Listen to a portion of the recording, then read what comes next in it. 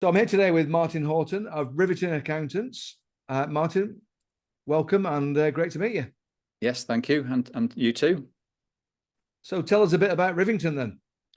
Okay, set up Rivington nearly 16 years ago. We're an accountancy practice. We've got 250 odd clients. There's 11 of us in the team at the moment, and we're based near Chorley in Lancashire. Okay. And how's things progressing for you? Good, good. It's as with any business owner, there's always lots of challenges, and you've got to wear lots of hats. But yeah, I enjoy it. I wouldn't change it for the world. And what sort of clients have you got, Martin? They're mainly small businesses. We have got one or two larger businesses, but the majority are small limited companies with maybe up to 15, 20 staff, or solopreneurs really just run their own business, consultants on their own really. So we don't specialize in any sort of industry or niche. So you're a pretty vital cog in their machine then, really. I like to think so. Absolutely, yeah. Keep thinking that. Keep thinking that, yeah. So what would you say different? Because obviously there's lots of accountants out there. SMEs have got the choice of who they go to. And I guess there's lots of good ones as well.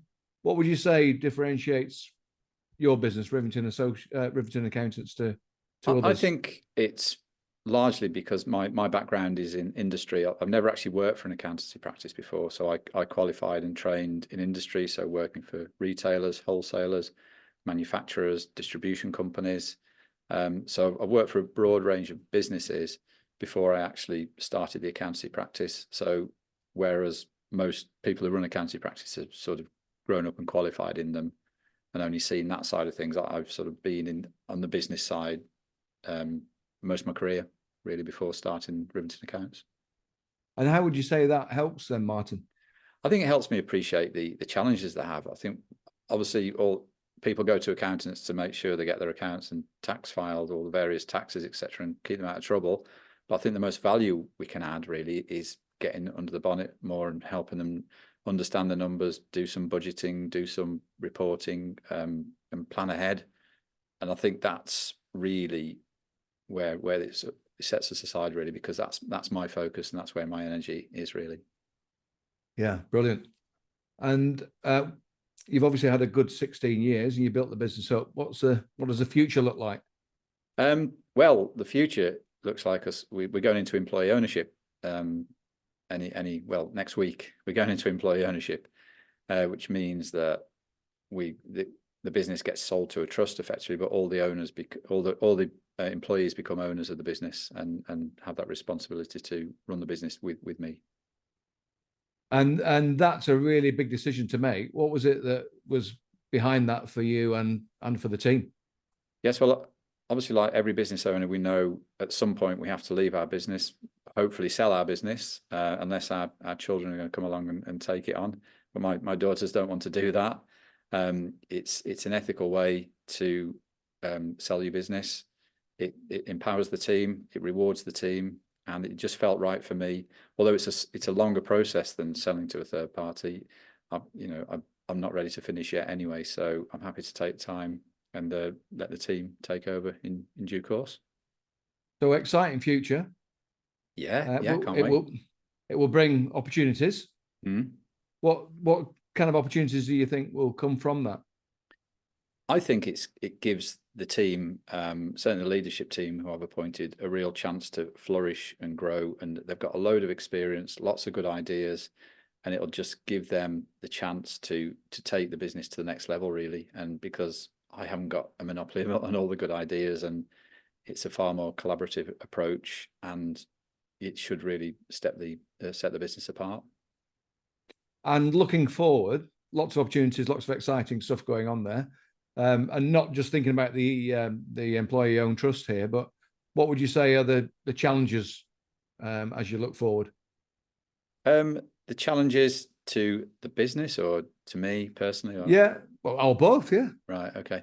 I mean, the challenge to me is psychologically thinking, okay, it's not just my business anymore. I've got to share in this, and I've got to think about what I'm spending a bit more.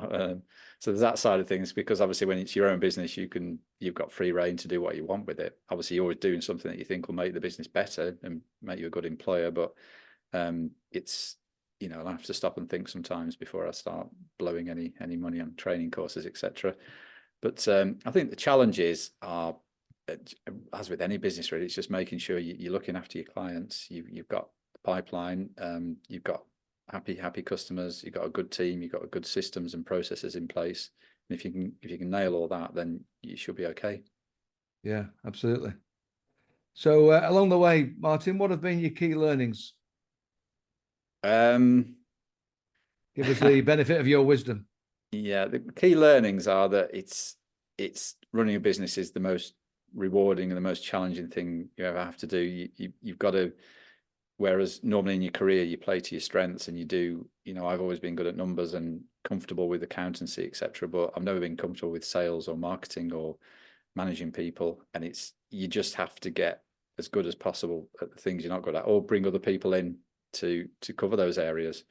The key learnings are the team, really. You know, if you've got good people working with you, then that's the biggest learning for me, really, because I've suffered some falls a bit too long, but I can say that. I don't know who they are.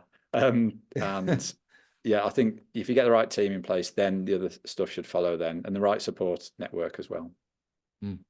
And I'm not asking about individuals here now, but I'm not asking about people necessarily, but if you could have your time again, knowing what you now know, what might you have done differently?